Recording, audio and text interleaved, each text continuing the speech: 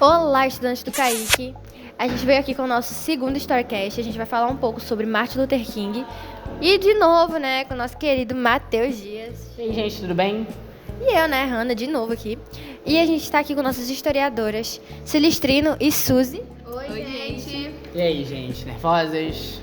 Ansiosas? Sim. Então, vamos lá. E a gente tem um presentinho pra vocês, né, porque a gente tá aqui na sala de artes, né, então a gente vai prestigiar um pouco o Kaique, né, porque eles fornecem essas tintas aqui, ó. Então a gente vai dar aqui pra vocês. Mas é da Tempera Guache, entendeu? Tá? Aqui, uma verdinha. Obrigada. Linda, Eba, maravilhosa. amo. Tomaram um presente, né, gente? Amém. Adorei. E vamos pro nosso roteiro incrível, né, que é as nossas Tá com o queridas... nosso roteirozinho aqui. Isso, inclusive créditos pra Gabi e Isabelle. Ficou muito bom, tá? Roteiristas. Isso.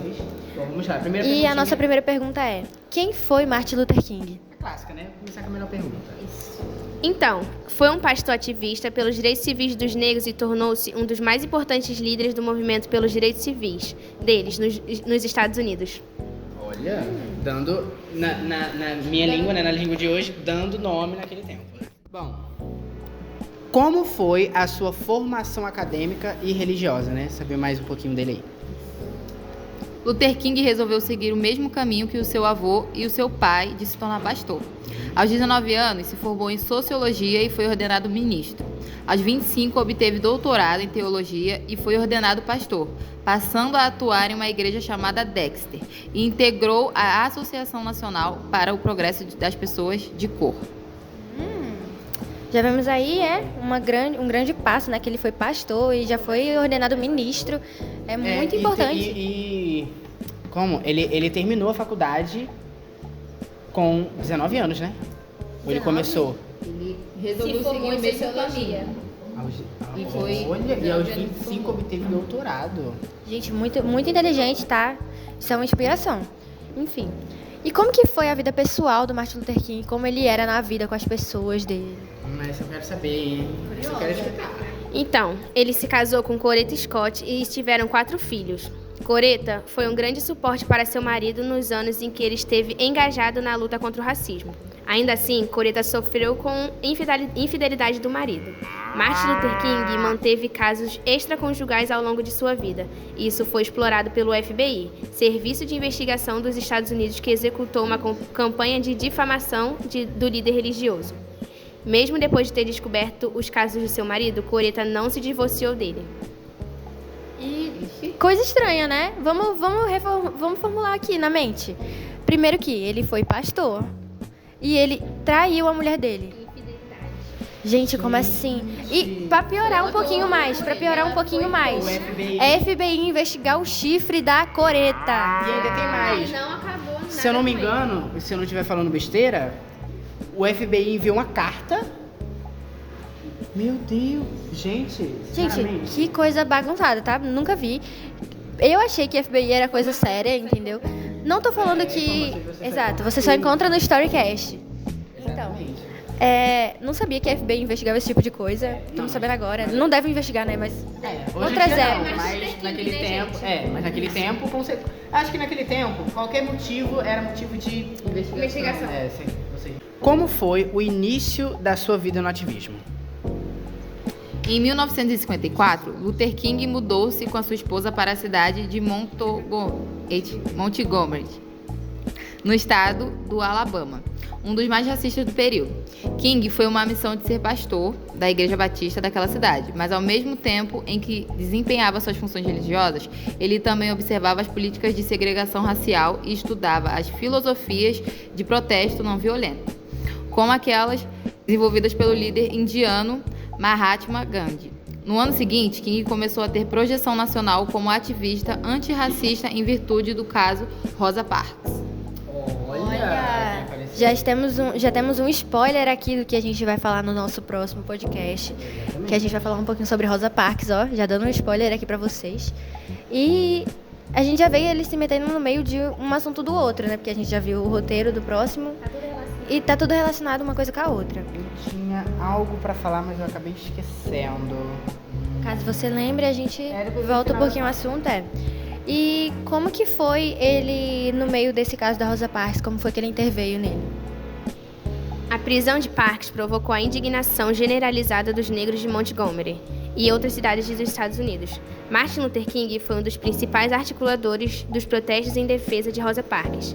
Os sucessivos protestos e ações jurídicas movidos contra a mesma de ônibus de Montgomery culminaram na libertação de Rosa e na abolição, por determinação da Suprema Corte dos Estados Unidos, da segregação racial do transporte público daquela cidade. Nos anos seguintes, King já era figura pública conhecida, aclamado por seus simpatizantes e odiada por aqueles que eram contrários à segregação racial. Em 1957, o pastor King formou a Conferência da Lideração Cristã no Sul, organização de cristãos negros do sul dos Estados Unidos, que se tornou o carro-chefe na batalha contra o racismo nesse país. Olha lá o que apareceu aqui, né, gente? King formou a Conferência de Liderança Cristã no Sul. Olha, sempre fazendo de tudo, né? Outra coisa, o roteiro ajuda pra caramba, né? O roteiro tá incrível. A gente tá aprendendo junto com vocês, tá? Exatamente. Bom, agora, quais foram as principais ideias defendidas por King? O que ele segurava e defendia ferro e fogo? Minhas ideias. Luther King era um defensor da desobediência civil e acreditava que a luta deveria ser realizada por meio de protestos não violentos. Essa tática dividiu o movimento negro, uma vez que existia aqueles como Malcolm X, que defendiam que os negros deveriam reagir com violência perante a violência do Estado. Gente, muito importante esses negócios, tá? E outro spoiler, né? A gente também vai falar um pouco sobre Malcolm X. E pelo visto aqui ele defendia a revolta com violência, né? Ó, deveriam, ele acha. Mas agora eu fiquei um pouco confusa, porque se eu não me engano, uma delas falou que ele defendia você se defender sem usar a agressão, sem usar essas coisas. Mas esse foi Luther King, que dizia que não poderia usar violência. Mas Malcolm X, pelo que eu disse aqui, ele defendia sim a questão da violência. Da violência. Os negros reagem com violência. Isso aí, gente, A gente vai no podcast dele, vai ter... Isso. Vamos falar mais sobre ele, inclusive. E qual foi a manifestação mais famosa liderada por Martin Luther King? Foi a marcha de 1963, em Washington, por trabalho e liberdade. E nesse momento ele realizou seu discurso mais conhecido, intitulado de I Have a Dream, traduzido, Eu Tenho um Sonho, no qual King expressou o desejo da convivência harmônica e amistosa entre negros e brancos, como pode ser visto no trecho que eu vou ler para vocês agora. Eu tenho um sonho que um dia essa nação levantar-se-á e viverá o verdadeiro significado da sua crença. Abre aspas. Consideramos essa verdade como auto-evidente que todos os homens são criados iguais. Fecha aspas. Abre aspas de novo. Eu tenho um sonho que um dia, nas montanhas rubras da Geórgia, os filhos dos descendentes de escravos e filhos dos descendentes de donos de escravos poderão sentar-se juntos à mesa da fraternidade. Coisa que já deveria, né, ser uma coisa normal, gente. E sobre... Eu percebi que eu não tô gesticulando muito com vocês, gente, me desculpa, mas essa manifestação mais famosa, né, em Washington, em 63, foi a que as meninas falaram no primeiro, né, que teve 250 mil pessoas. É uma coisa muito grande e que não foi fácil, de jeito nenhum, não tem como dizer. Como foram os últimos anos de Martin Luther King? Ele recebeu o Prêmio Nobel como reconhecimento por sua luta e, sobretudo, pela estratégia de luta, a manifestação pacífica. Mas sua liderança fez com que ele fosse vítima de ameaças frequentes e também de intensas perseguições. Além de grupos supremacistas, ele era perseguido pelo governo norte-americano, que promoveu uma campanha de difamação contra o pastor, liderada em especial por John Edgar Hoover, chefe do FBI. O FBI procurou explorar o histórico de depressão de King e, durante as ações de chantagem, o pastor Batista recebeu uma carta que teria o incentivado a cometer suicídio. A atuação do FBI para destruir a reputação do pastor Batista foi divulgada em um relatório do Senado na década de 1970.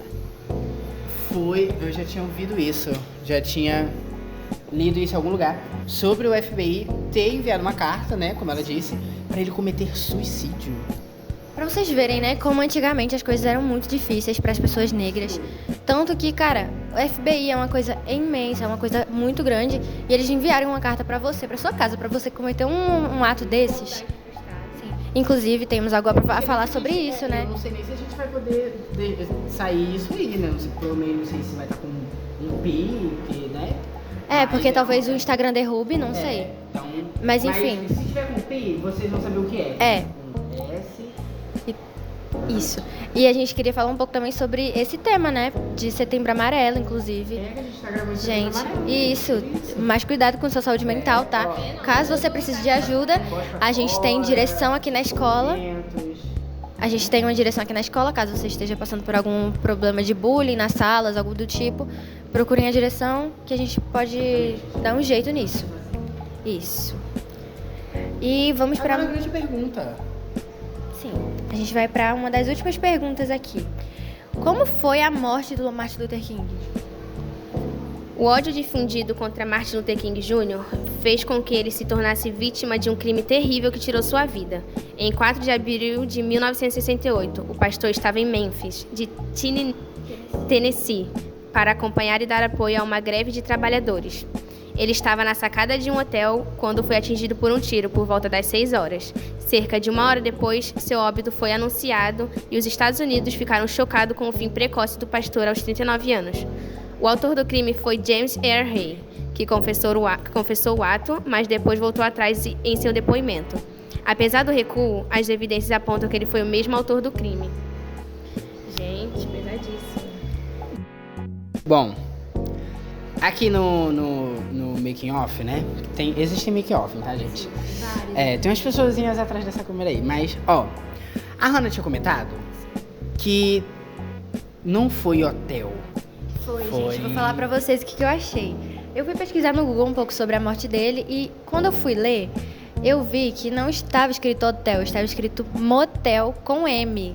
Então, gente, eu não sei se aquilo é um erro, porque, como vocês sabem, o Wikipédia, você pode alterar as coisas. Qualquer um entra, qualquer um mexe. Exato, então a gente não tem total certeza. E também agora a gente tem certeza se foi hotel ou se foi motel, né? Então... Fica essa questão, mas ele estava em um lugar que dá pra dormir. Isso. E também tem o fato... Levando para um ladinho da fofoca agora, né? Ele traía a mulher dele. Ele traía a mulher dele, então tem uma chance de não ter sido um hotel, entendeu? Tem chance. Sim. Depois a gente, no próximo podcast, a gente vê se nesse lugar ele estava com a mulher dele ou se a mulher dele estava em outro lugar, né? Isso, a gente procura saber depois. Convenhamos. Isso. E a gente tem outra pergunta. Durante sua vida, Luther King escreveu algum livro? Ele deixou algo escrito? Sim, durante sua vida ele escreveu livros e os principais livros escritos por ele foi a autobiografia de Martin Luther King, livro A Carteira do Proletário e Eu Tenho um Sonho. Inclusive, né, vamos deixar um recadinho aqui pro nosso querido Kaique, né? Cadê Kaique? Vamos melhorar um pouquinho essa biblioteca, né? Porque olha só o tanto de livro legal e interessante que a gente podia ler aqui na escola e infelizmente a gente não tem, né? Isso, coisas interessantes que a gente pode usar no nosso ensino. Isso. E só isso, tá, Kaique? A gente ama você, mas dica. Não brinca, gente, por a gente ter falado da biblioteca. A gente ama você. E como que a história de Martin Luther King pode nos inspirar hoje em dia? Ele nos inspira a lutarmos incansavelmente pelos princípios de liberdade e igualdade e pelos direitos civis na América. Realmente, isso aí eu concordo. Concordo com esse final, porque nós lemos... Eu particularmente não passo, né? Eu não sofro racismo. Nunca sofri. Porque, né? Dá pra ver, né? Só que assim, eu tenho... Vou dar uma partezinha, um mini exemplo. Eu tenho um irmão negro. E eu vejo esses casos do que as pessoas passam no jornal, eu leio. E eu fico realmente pasmo, eu fico em choque com como as pessoas são capazes de discriminar, excluir e até assassinar. Só pelo, tipo, no Brasil é mais pela cor, mas fora a gente sabe que não é só pela cor, né? É mais a questão entrando ali na xenofobia, né? Até porque a definição de racismo é você ter preconceito com pessoas que são diferentes de você, independente da cor, raça, tudo. Então, assim, esse foi Martin Luther King, né? Eu espero que vocês tenham entendido um pouquinho da história dele. Se não entendeu, volte um pouco da visualização pra gente, tá bom? Muito obrigado, meninas, por terem participado. Vocês foram incríveis. Nervosas? Um pouco, mas já passou já. Tudo bem, né? Muito obrigado, gente. Então, o nosso Storycast de hoje fica por aqui. Beijo!